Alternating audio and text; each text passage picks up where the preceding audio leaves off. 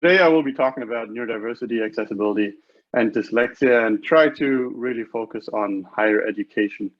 I myself, I got a training in cognitive neuroscience at the University of Glasgow before I moved to Montreal for my first postdoc in the area of vision and dyslexia, and then now moved over to Lübeck, to Germany, in the auditory cognition lab for looking at the interactions between auditory and visual cognition in dyslexia, but also in the general population. I wanted to give you a quick overview over my background, just to situate a little bit where the findings I will be presenting to you may be coming from. So in general, I've been spending the past 7 to 8 years looking at the perceptual effects of dyslexia and also what cognitive effects are there as well. And I started out by looking on the left-hand side by looking at really the traditional reading and font perception, and this will be something we'll be talking a bit more about today, and evaluating that using eye movements and looking at whether we can simulate dyslexia, and also in particular, what effect do italics have on the dyslexic brain here. That was a study conducted at Glasgow. Then we have audiovisual perception, as well as consumer psychology. So taking dyslexia a little bit more outside of the lab and looking at it in an everyday context. And last but not least, recently I've been moving more and more towards a subclinical field, so the field of schizotypy, which is a subclinical construct of schizophrenia. And here I've tried to use a multitude of techniques using eye movements, EEG, brain imaging, and behavioral responses. The little word cloud of my PhD thesis kind of goes to show what I have been dealing with. So mainly dyslexia in the visual field and reading. A bit of decision making was in there as well. But I don't want to bore you too long with my own background. What we want to really talk about today is neurodiversity, and whether maybe dyslexia, even a very negatively connotated term because it's classed still as a disability or disorder, whether this could also be viewed in a different way, and if there's actual evidence backing that up. So in general, I like this kind of definition where it says neurodiversity is really an umbrella term for a range of neurological profiles that are often term specific, learning disabilities or difficulties or disorders, and can lead the person to process sensory information differently. And this really relates to reading, but also to non-linguistic material when it comes to dyslexia. This includes all areas of sensory perception. So this is really something I would like to emphasize, that maybe there's something just different and the brain works differently and not necessarily worse. When we look at neurodiversity in general, and this is actually one of the nicest figures I've found and illustrations made by Dyslexia Scotland, so thank you to them for this. Here we have really different areas, and dyslexia up here in the right upper corner or circle is just one of many. And we have dyscalculia up here. We have developmental coordination disorder, autism spectrum disorder, which has already been covered in this seminar series quite a bit. So that's nice. And also ADHD. And all of these, let's say, disorders fall under the neurodiversity umbrella. But what I like most and would like to emphasize here is that there's definitely an overlap and not a clear distinction between all these different ways of processing sensory information. So when it comes to academia, and now having been in academia for a couple of years, I think it's quite interesting to observe this ableist mindset that is often just there and also sometimes really propagated, of you need to be really good at reading and writing to excel, to be taken serious even. If you are not good at that particular skill, but you have fantastic other skills that could aid this reading and writing process, but you're still not getting to the same level, then you're still kind of like sometimes observed or stigmatized, and sometimes even called out a bit silly, or in earlier times in primary school, stupid. So is this really what is going on, right? Or is it really more that some people do things differently, and then they have amazing other strengths that we do not really look at, because that's not what we're here evaluating. And so just to make this a bit more tangible, what I've been thinking quite a bit about is, what are we emphasizing, valuing, what do we want to value, right? Because higher education for me is one essential part, a big part of society, but it's also shaping society, and the opinions are shaping society. So if in our curriculum we are really emphasizing on the left-hand side rote memory or rote learning, and learning, memorizing facts, or something I would call rigid intelligence, so really becoming a focused expert at one thing and kind of being able to apply this, but not taking it so-called out of the box, then where is the real value for society? But that's more the bigger question I would like to raise and place here in this virtual room.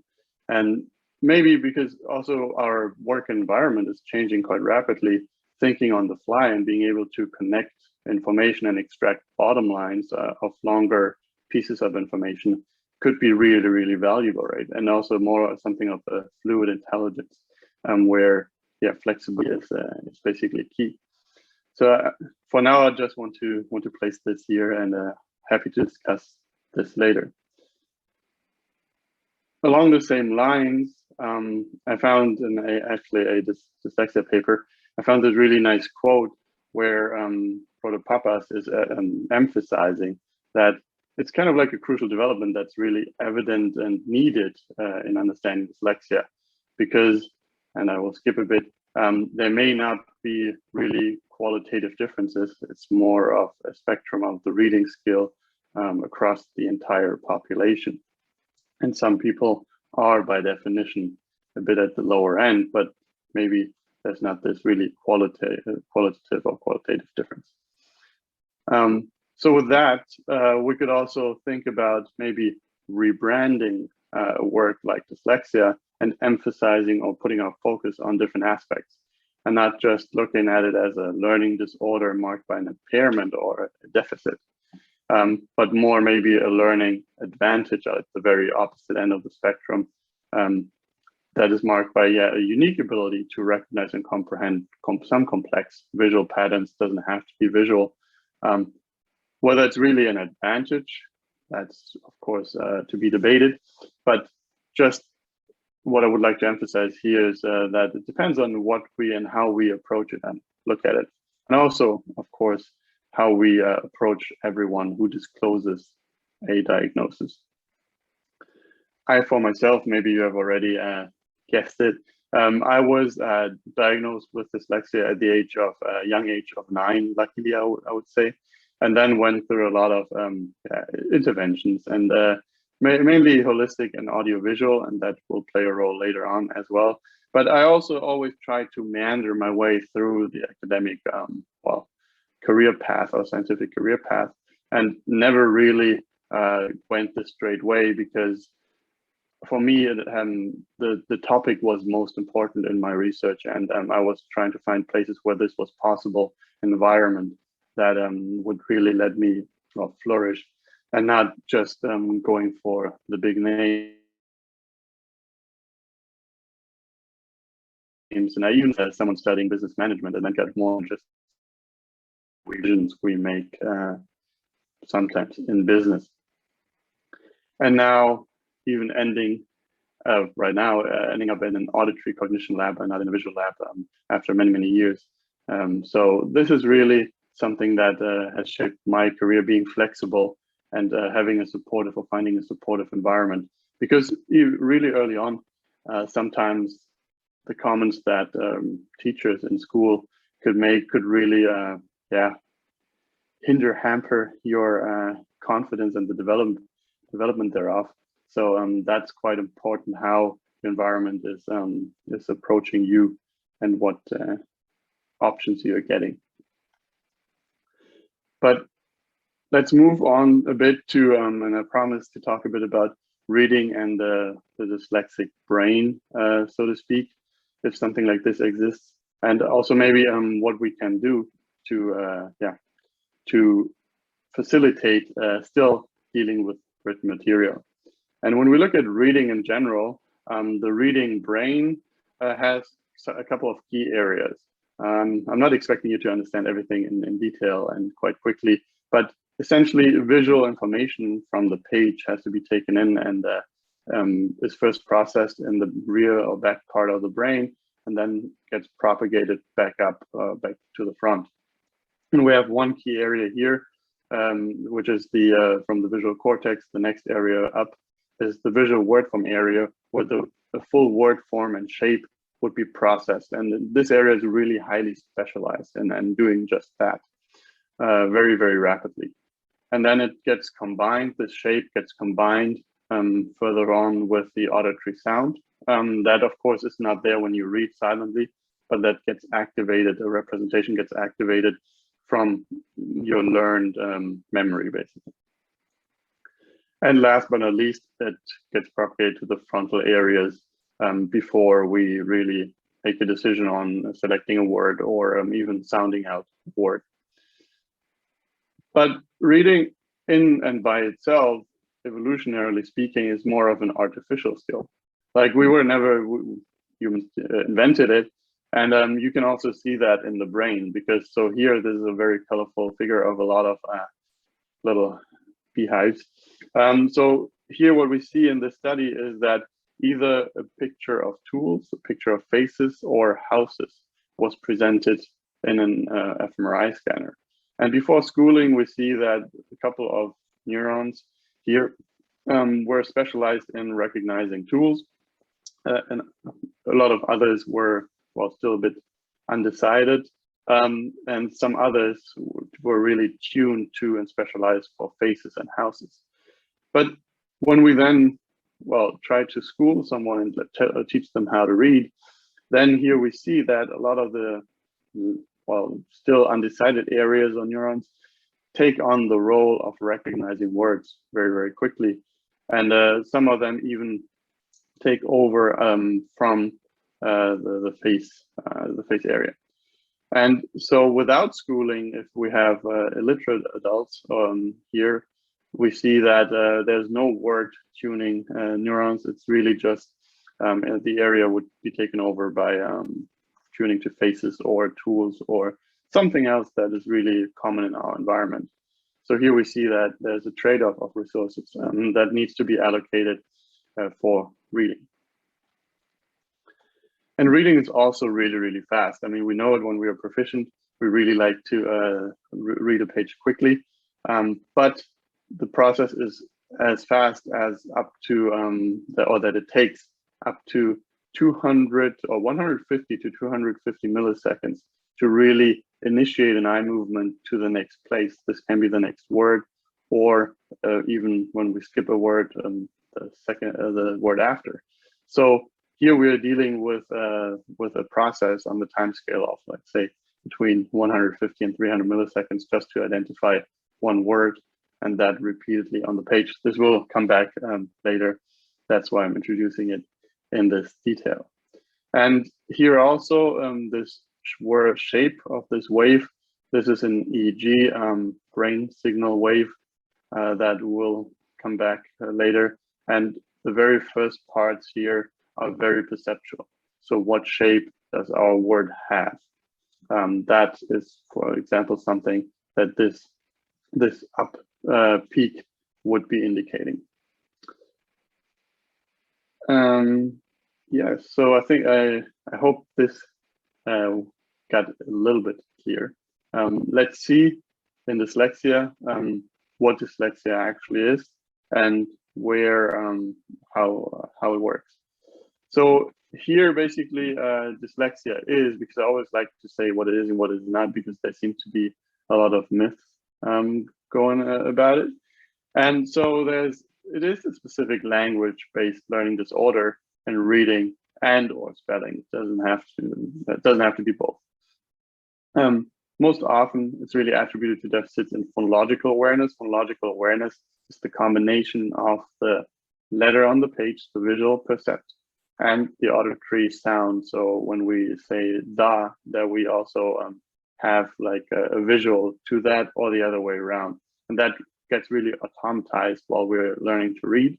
And then on, the sound just gets retrieved from your memory, basically, when you see the syllables or words on the page.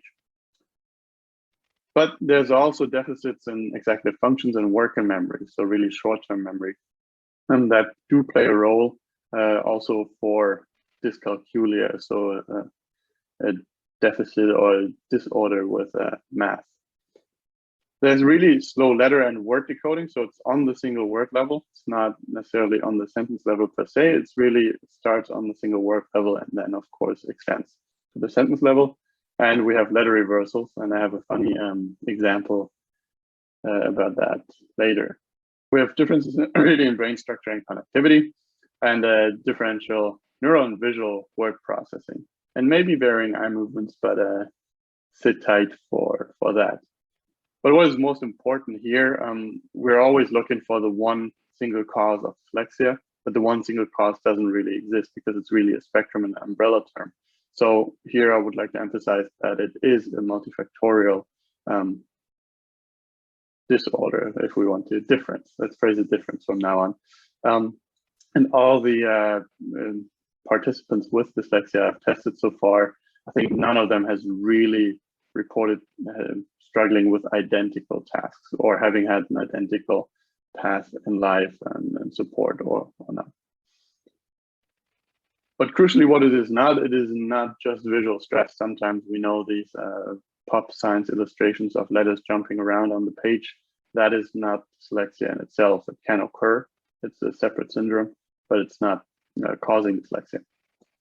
ADHD, so hyperactivity and attention deficit disorder, is also not causing dyslexia. It occurs comorbid with it, so at the same time a lot of the time, but it's not, again, causing it. And yeah, no dancing letters on the page, I said that. The very last important thing is it's not really disappearing over time. So if there are structural differences in the brain, these are not just vanishing from some intervention, some therapy, or really a good teacher. So this will stay, but maybe it's actually good for something. And yeah, it's a real spectrum, not a one size fits all. What is the prevalence? Numbers go up to 17 or even 20% in the general population. The most frequent numbers and estimates range from like 5 to 10%. So, but it's still a substantial part of our society and population that's affected by some form of unexpected, really difficulties. So this is maybe it's a year late, but in light of the last presidential election, I found this quite a nice illustration of phonological spelling. So if you would sound it out, Abraham Lincoln could be identified, but of course it's heavily misspelled. Equally here, I'll give you a second to read.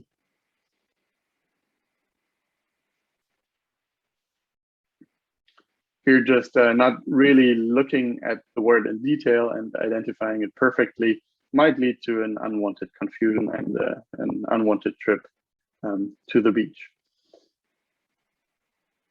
As another example of of letter reversals, for example, here we have Santa, and Santa may turn unwantedly into the very lovely Satan.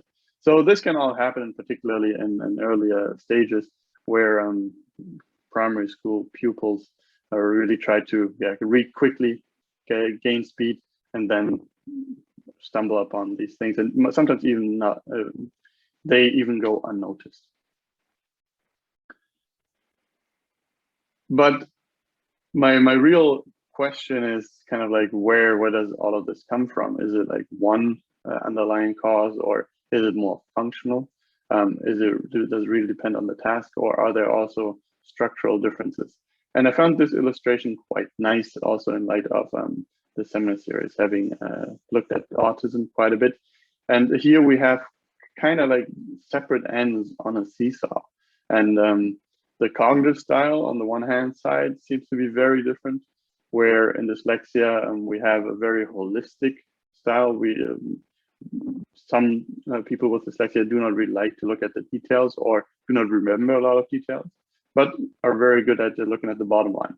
Whereas some people with autism, they really like to focus on details, and it shouldn't be too much content that they need to look at. Of course, I'm generalizing here heavily, so that doesn't apply to each and every one. But also in the neuroanatomy, we have differences in how the brain is structured. And this is a difference in what areas are connected and how strongly, but also how some areas, and this is this increased mini column width, how some areas in particular are shaped and designed, because in autism, this width is a bit decreased, whereas in dyslexia it's increased. But we have also a lot of connections in dyslexia between the two brain hemispheres, and the corpus callosum is basically the bridge between these two hemispheres, which is increased in, has been found to be increased in dyslexia. But I assume that not everyone, of course, is affected with dyslexia. And so we have a nice illustration. So I'll give you a couple of seconds to try to read as much of this paragraph as possible.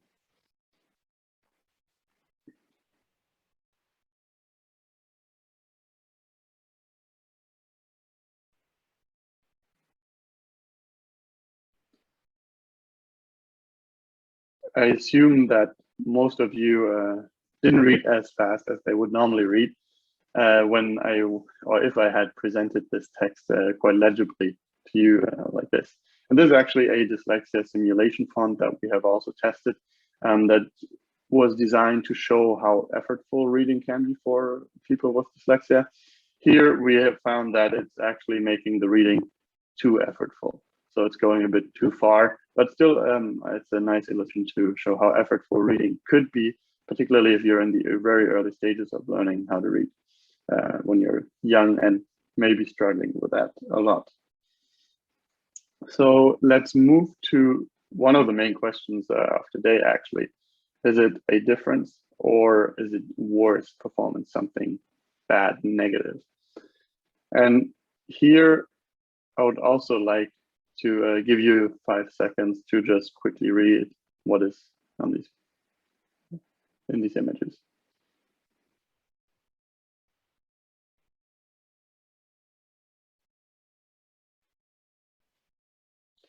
If you want, you could vote in the chat. I may not be able to see it right away, which one is your favorite, but it clearly shows that the perceptual elements of our written letters, they really matter. And they matter also for us when we're trying to really identify words and read very quickly. And this actually motivated one of my very first studies where we looked at the visual word form and the effect that the different shapes. So here on the right-hand side, a change from Arial standard font to Arial italic font could have on the brain of students with and without dyslexia, actually. And the idea is that we really, at some point when we become proficient readers, we recognize words just from the shape and very quickly, and we don't have to go letter by letter or syllable by syllable. And that really speeds up our reading process. But if we shift or if we change the font style slightly and slant our words, then the memorized shape is not the same than the one we see on paper. So that may interfere with our reading. And interestingly, a lot of even manuals, contract drafting manuals, italicized font is recommended for highlighting important context, but if it's actually perceived and read worse, maybe that's not the best idea here. So let's see what happened and how and why. So first of all, a very interesting part here is there's a brain looked at from the top. And if you remember what I showed you earlier, the brain and the reading network was mainly placed on the left-hand side. And in this study, the researchers really looked at the brain connectivity between areas and how it develops over time while we're learning to read in readers who were diagnosed with dyslexia. And we see quite clearly that the young readers here have a lot of network nodes and connections everywhere and also across hemispheres, but not really in the right frontal part. And as these readers or older readers develop, we see that there's really a connection building up that goes from the left rear or posterior part of the brain to the right frontal part, and also a connection between the two frontal hemispheres here. And this is quite an interesting part because normally we have always thought of the right hemisphere, in particular the frontal right part of frontal cortex, not being involved in reading or not much. But here really it seems that there's a different way of acting the brain while reading.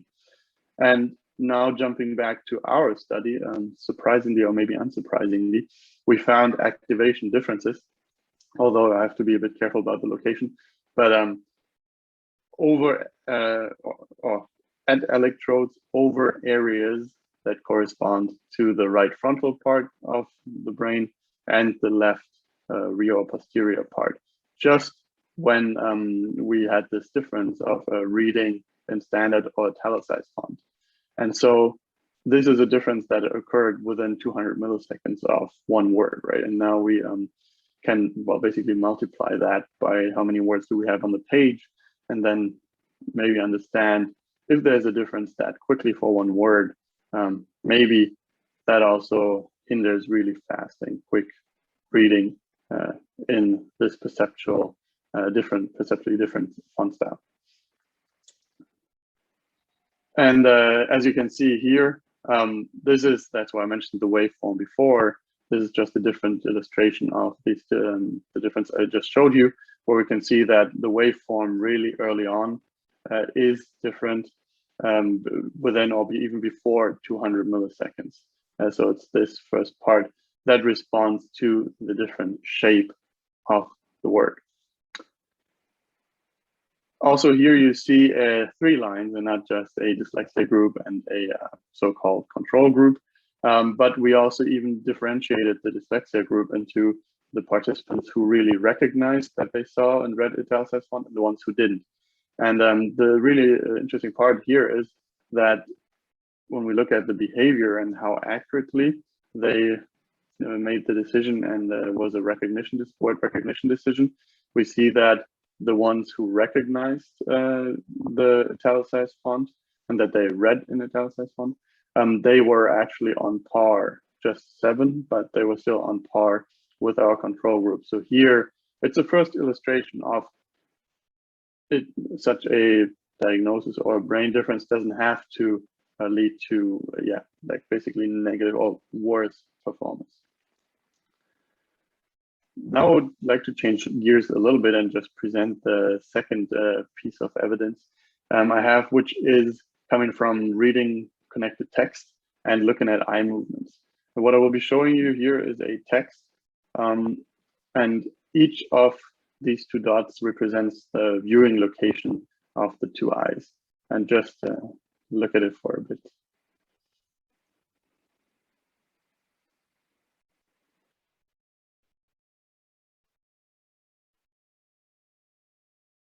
And as you can see here, so after 15 seconds, this participant just arrived on the second line and jumps a bit around, or a lot around, and stops for longer periods. So it seems quite laborious, and this is actually a student in higher education reading a text written for grade 6. So it's meant to be easy, but they take a long time. And so we try to, I'll stop it here, we try to quantify these eye movements and really, quantify these eye movements. And here we have just different metrics, including reading speed, and we see that these 2 radar or spider plots and profiles do not overlap apart from 1 metric. So there we have a really different reading process that we can visualize and quantify using eye movements that take the online quick reading process into account. Interestingly and unsurprisingly, we have different or slower reading speed in the dyslexia group. So the blue dots are all participants with dyslexia who show slower reading speed. But then on the right-hand side, you don't see a difference between the accuracy and our attention or comprehension questions. So again, this goes to show that there is a difference in the visual sampling strategy and how the text was read. But at the end of the day, it was qualitatively equally well read. So that was quite an interesting finding also for us. I'll skip the next one, just keep it for a technical question. But so this was the part about dyslexia and how the dyslexic brain and the eye movements may explain some differences while reading. But also, again, I would really like to emphasize the word difference here and not worse performance. Another learning disorder is dyscalculia. And in dyscalculia, a lot of the processes in the brain and what may lead to the trouble that some individuals experience, it seems to be rather similar to dyslexia. First of all, we have a genetic predisposition, and basically it's heritable and runs in families like dyslexia. We have really a lot of ADHD diagnoses and also dyslexia and anxiety diagnoses that the same individuals receive. So here, that's also quite similar to dyslexia. When we look at the neural basis, the deficient frontoparietal networks, there is somewhat of a difference because in dyslexia, as I showed you, the visual word form area was located in the left rear part of the brain, whereas here it seems to be more of a difference in frontal and top area networks. What is different is difficulty with really representing numeracy and numbers and adding them up and getting an idea of quantity. This is one of the main symptoms, how it shows, although symptom is a different language, so more difficulty.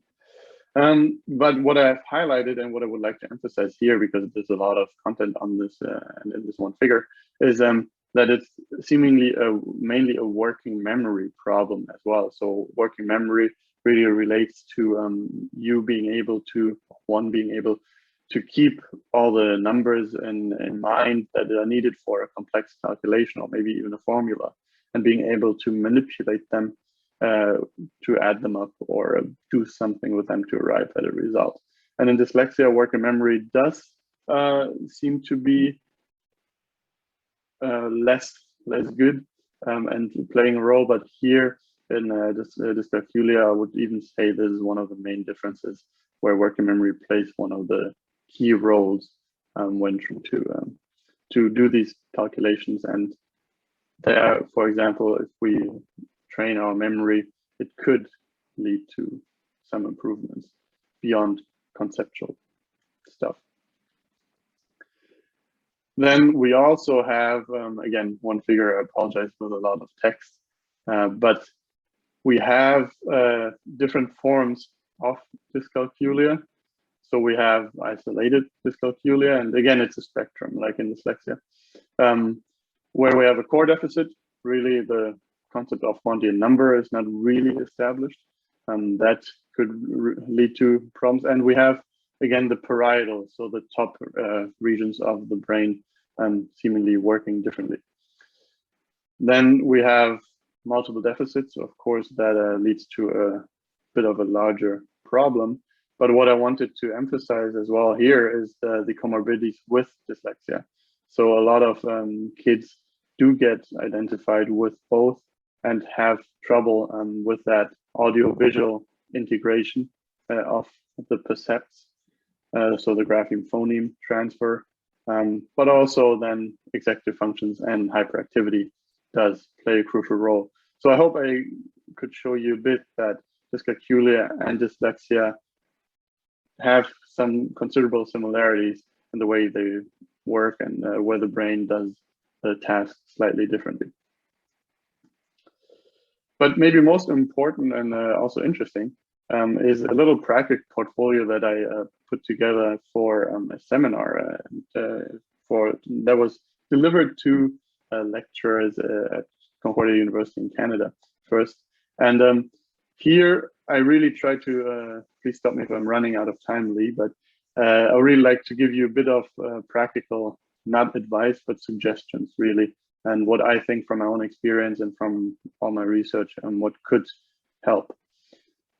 I'm purposefully starting with the personal and mental level, because I think if we have, and as lecturers, teachers, we're really patient and encouraging, then that's one of the first steps that really helps our students to focus on the material and focus in a safe space, so we could facilitate learning that way.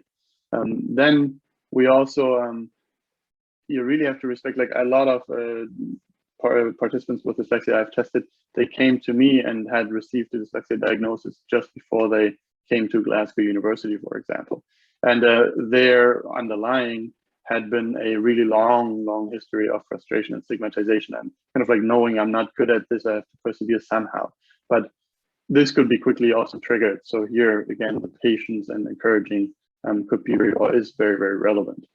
Also, when we look at the terminology, that's why I have been trying to avoid the term dyslexic, because it is a student who has been identified with dyslexia, but it's not the dyslexic student, because that's just one aspect of the character, right? So here, language may play also an important role.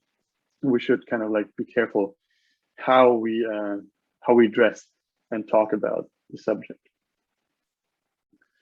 Then, yes, we want to check in with the learner's interest in the subject, because when someone is really interested, and that goes or holds true in general, when they're really interested in the subject, then they have much more motivation and also put in more effort, and also may be able to link it way better, link the material way better, and memorize it better. So here, if we can find out what the particular person's subject or interest is, then that could help. So in my statistics course, a very dry subject in Canada, I, for example, asked the students in the beginning what their hobbies and interests are, and try to, over the duration of the course, find examples from these interest areas to make it a bit more tangible, although it was a very, very dry subject.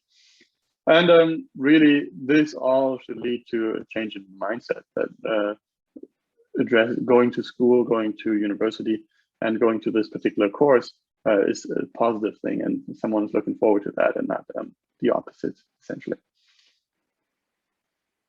But what is quite crucial here is, and depending on the classroom size, I'm very aware, but if it's a smaller classroom, it would be very important to really get to know each student and what they are good at or not good at, and maybe they also open up themselves.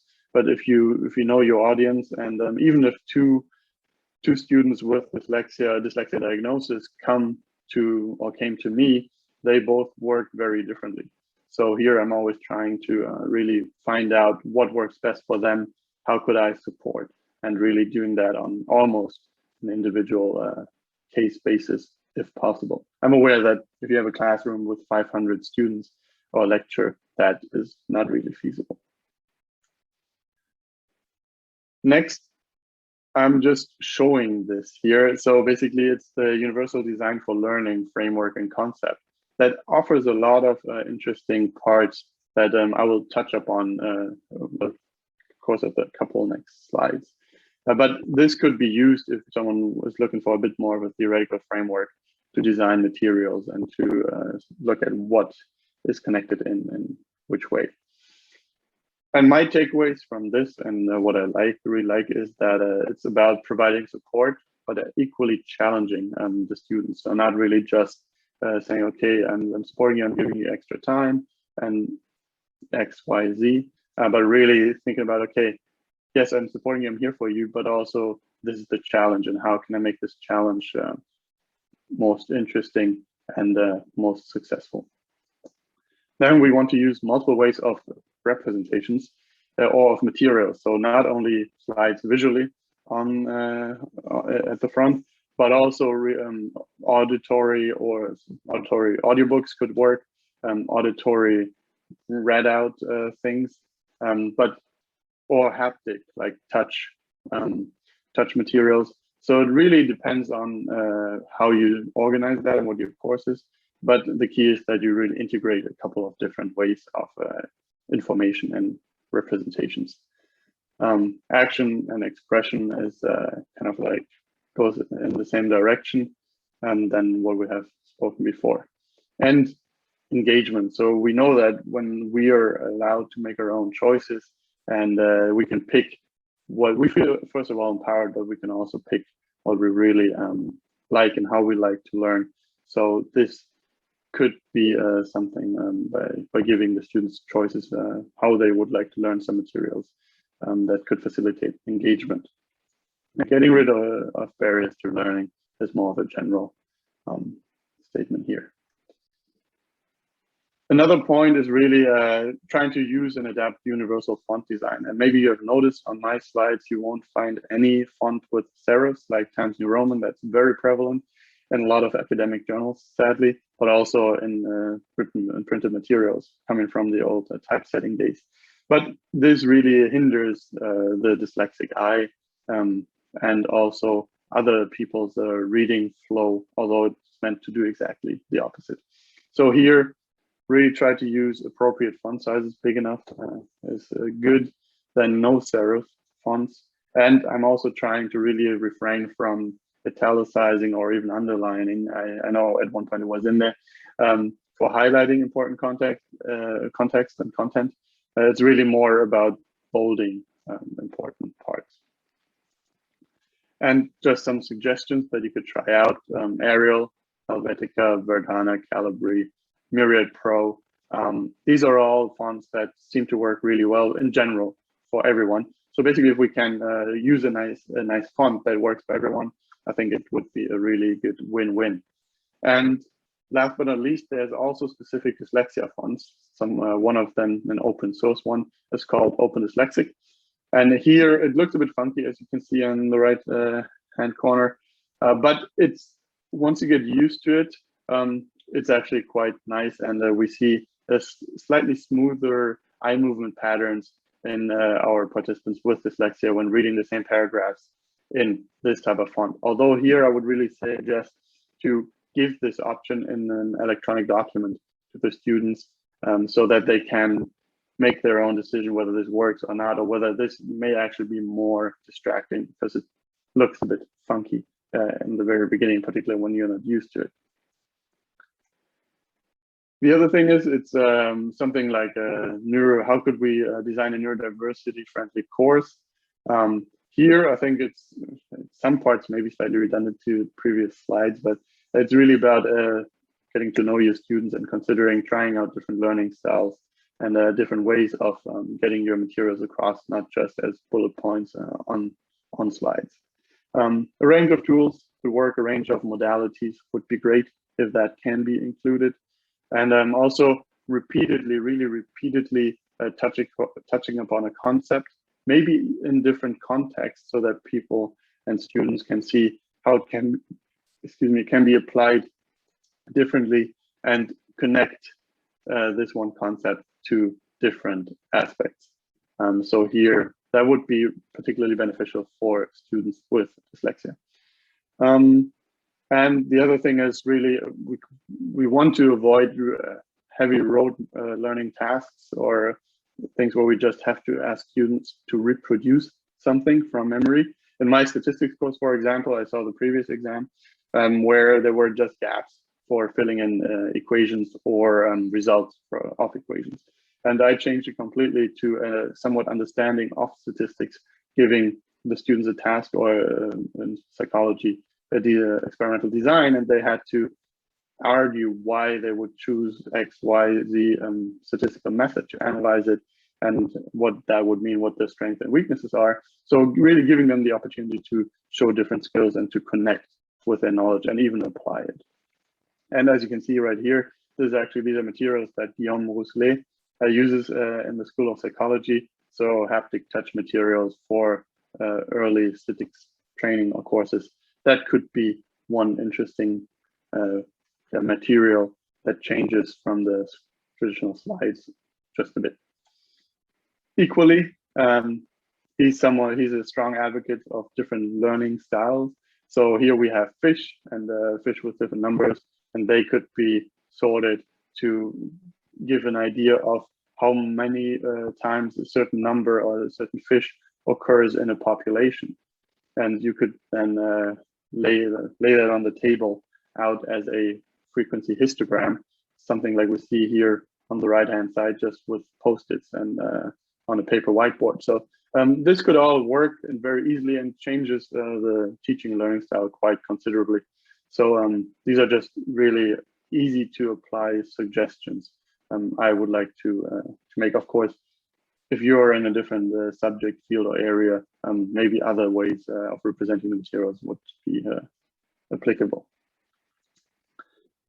And almost last but not least, I've become a really big fan of active learning, where active learning is kind of like going towards, I guess most of you have heard of it, going towards group learning or group activities and teaching each other, and then learning through interaction. So there's a lot of suggestions about in-class teams, something that's called the think, pair, share. So one thinks and in the pair and then shares, and the other one gives feedback, and so on and so forth. There is guided peer questioning. So again, like you have pairs, and it's kind of like, yeah, facilitating the interaction. Pair programming, again, the pair comes back, and pair problem solving. So it's a lot of tasks that have to be well structured, but at the same time putting the students in the driver's seat. And last but not least, I think what was really nice, and again, it depends on your subject, is creating handouts. Yes, it's a bit of work, handouts with small but challenging gaps, where really the students can check themselves whether they have understood something. But here the key is that it doesn't have to be too trivial. If it's too trivial, someone doesn't really look at it, and it doesn't really facilitate learning. But if it's more challenging, but not too challenging, and this might be a difficult sweet spot to achieve, then really the learning is kind of like grows exponentially. So please look into it. It's work by Doctors Rebecca Brent and Richard Felder, and I've met them in person, and this has really changed my teaching quite a bit. And so really last, it's important for a lot of students in general to set clear and tangible goals, right? And to get students to quantify their progress often, but maybe also more informally than really formally with a grade. So giving feedback, basically written feedback, would be ideal. So you can also approach each student slightly differently to build up their self-confidence. Here, I have found rubrics quite helpful for grading. So because there's a certain category, but you have room for specifying what aspect in this category you would kind of like, you think are important, and why you have decided to give the student this grade of this category. And I think that's something really I would like to emphasize from my own experience. If I make mistakes, for me, it's really important what mistakes I made. So, and I would like to get the feedback and not just that it was wrong, because I know that it was wrong. So, to really facilitate the best learning outcome, it's important to say what mistake one made, and how maybe this could be avoided, so that the learning is facilitated, but also it becomes clear that it's not a terrible mistake per se, if it wasn't. That otherwise could be kind of like, there would be room for interpretation. Let's put it that way. And sometimes there's a thing when students ask for extensions. I always I like to ask why, and also let them show what they have on what state the work is in up until that moment, so that they're not just didn't start right and then ask for an extension, but more in the sense of here you make gradual progress. It's good, but something else came up at in the last minute. So here, yes, I grant you an extension, but for a very good reason, and not just because you were unorganized, essentially. And yeah, this is has already been it. I would really like to thank you for your attention, and yeah, happy to answer any questions. But before I do that, I would really like to thank my team in Lübeck, in Glasgow, and also in Montreal, because without these guys, yeah, this work wouldn't be possible. Neither the teaching work nor the research work. Thank you.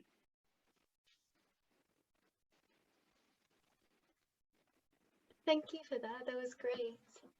We do have time for questions. Do realize it's 5 minutes to 11 now, but recording will be sent to you too, but we will stay over just to answer them all, if that's okay, Leon. Yeah, sure. I'm very happy to do that. Okay. So Debbie I'll stop sharing. Oh, yeah, thank you.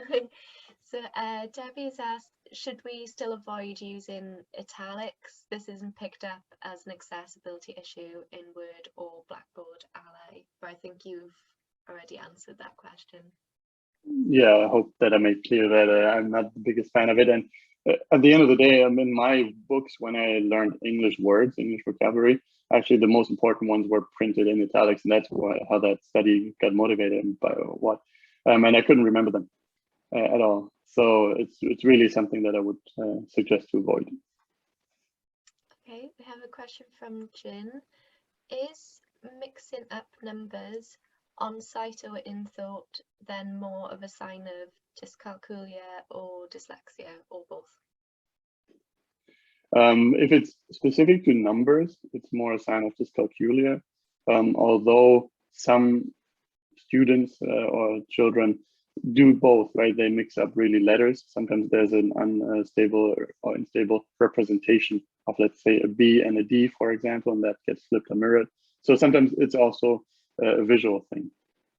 Here it would be good to, well, check that the eyesight is perfect and or corrected to normal, and that it's stable, so that the eyes don't jump too much, and then no stable representation, no stable image can be produced. Okay, thank you.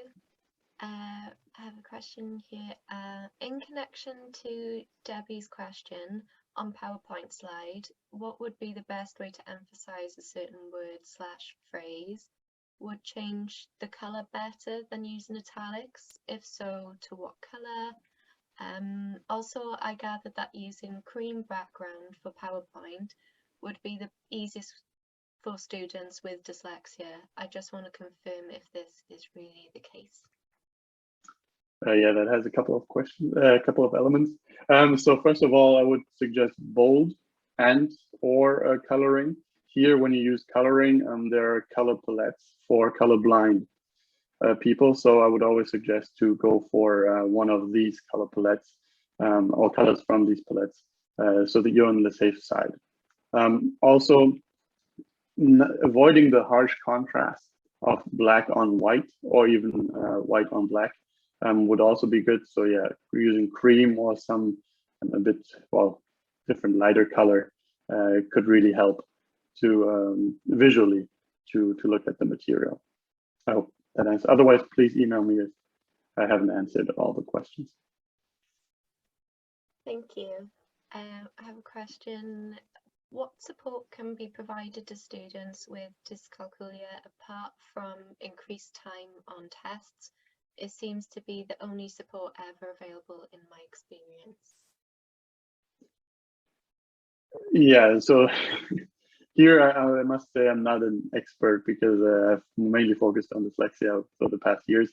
But I think the main important thing is that, or most important thing, that one tries to find out what the exact issue is, right? If it's working memory, then of course strategies to train the working memory would help really and may solve the problem. If it's more of a visual difficulty to see numeracy and see quantities, then it might be more of a visual part.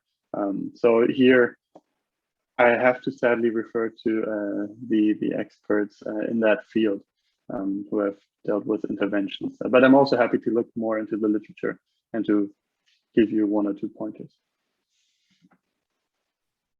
Thank you. I have a question. I think this would be something I can ask for Debbie rather than Leon, because it'd be part of the University of Glasgow, but I'll say it anyway. Is there any way that Open Dyslexic can add this to the font list for Word? I think there may be issues trying to download this, so I can take this forward. Okay, no, so it's fully open source, and it works really well on, or it worked for me, in Word, and even PowerPoint you can use it if it's installed, and also sometimes on the phone. So yeah, it should be possible. Okay, certain scientific terms are often written traditionally in italic, like Latin terms such as Homo economicus. How do we address such things, the traditions such as these?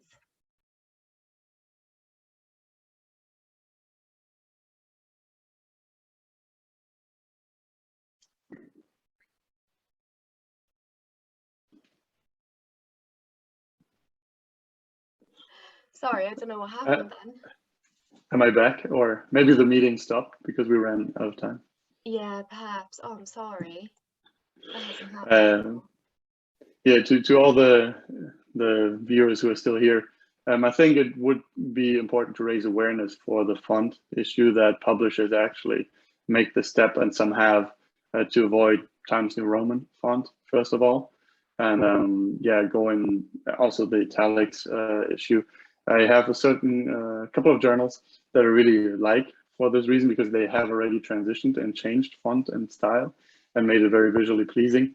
But yeah, at the end of the day, I think it just is a matter of raising awareness, and it might be a longer fight. Thank you. Hi Leon, thank you for this useful presentation. Where would you recommend for students to be assessed for dyslexia and or dyscalculia, online or face-to-face? Also, could you elaborate on well-being for people with mathematical anxiety? First of all, a diagnosis or assessment in general should always be done face-to-face. Like everything that's available online or even in app format should be a screening and should be giving a hint, but a final assessment should really be done on, or carried out face-to-face, because there are so many subtleties that someone who is trained really sees, and it's not just the pure score on a test that really matters, because the profile can be so individual with a certain strength and weaknesses, and a profile that looks slightly differently, but may also fall into the category of yeah, dyslexia. And the second part, what was the second part of the question? Math anxiety, right? Yeah, could you elaborate on well-being for people with mathematical anxiety? Here, I think from a learning perspective, it's tricky. I think it would be interesting to see where this comes from, right? What are the stigmatization or the experiences that have happened, and then finding really strategies where the learning works really well that one can apply.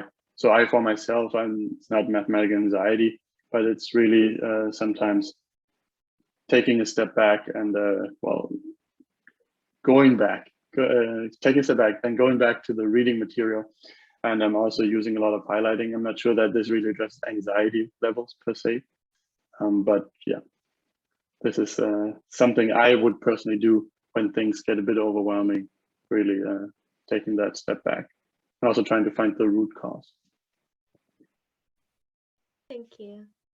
Have you found anything particularly useful to deal with the anxious energy some people with dyslexia feel when I come to sitting down and actually writing? Yeah, again, from my own experience, I think and blank pages are never nice, and particularly never when you don't really know how to organize your thoughts, which is also one thing that can happen a lot. Here, I'm always personally trying to just get words, even if it's some bullet points on the page, and then rearranging them, working with them. It's a bit more tedious and may take a bit more time, but for me, it has been much less frustrating to do it that way and to have something on the page than, yeah, just sitting there and not knowing what to do, what to write. And also, last but not least, thinking back to the image of the fish and the monkey, for me, a lot of thoughts and concepts sometimes are interconnected in a circular manner. But still, on paper, we need to really arrange them in a linear fashion, and that's what academia is expecting. And so here, allowing yourself to really reconsider these connections and looking at what is the most important connection to get that straight, in that straight line, basically. That's something I've tried to really apply a lot. Thank you. And then one last question. Could we be sent a copy of the slides by email? Yes. Would you mind sending them to me and then I could pass them on? No, I'm happy to yeah, send them to you and to have for everyone to have them. Great. Again, I'm so sorry. I don't know why it decided to malfunction today. But thank you. No, but thank you for everyone who stayed with us for that long, and please feel free to email me any questions that still remain.